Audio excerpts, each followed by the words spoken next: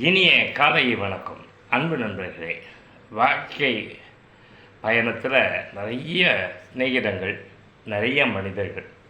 நேற்று தாம்பரத்தில் வசிக்கக்கூடிய முகநூல் நண்பர், வாட்ஸ்அப் தோழர், என்னுடைய சேனல் மூலமாக என்னுடைய பேச்சுக்களை ரசிக்கக்கூடிய பகவத் மிஷன்லேருந்து பழகக்கூடிய ஒரு அற்புதமான மனிதர். அவர் பேர் சொன்னால் அவர் வருத்தப்படுவாருங்கிறதுனால அவரை பற்றி ஒரு சொல்கிறேன். அவர் பேசிக்கலி ஒரு ஆடிட்டர்.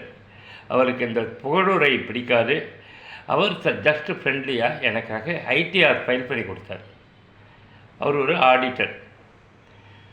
இப்போ இதை சொல்வதற்கா வீடியோன்னு கேட்டிங்கன்னா, அதை தாண்டி மனிதர்கள் முகமே பார்க்கல நேரம் அன்பின் வடிவமாக இருக்கிறார்கள். அன்புன்னா என்னன்னு நம்ம தான் புரிஞ்சுக்கணும். நாம் அதான் ரெண்டு வார்த்தை சொல்கிறேன்.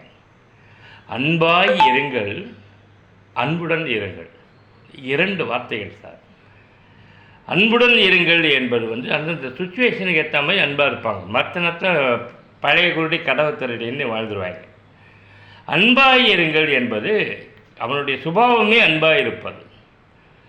இயேசுநாதரை போல, நபிகள் நாயகம் போல அவங்களுக்கு கல்மிஷமே தெரியாது, அன்பு தான் தெரியும் அவங்களுக்கு.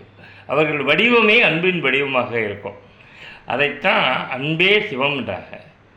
ஆனால் ரொம்ப கஷ்டம். அன்பே வடிவமாக இருப்பது, அன்பாய் இருப்பது தான் உலகத்திலே ரொம்ப கஷ்டம். ஏன்னா நிறைய எதிரிங்க, நிறைய அருவருப்பான மனிதர்கள், ரொம்ப டிஸ்டர்ப்.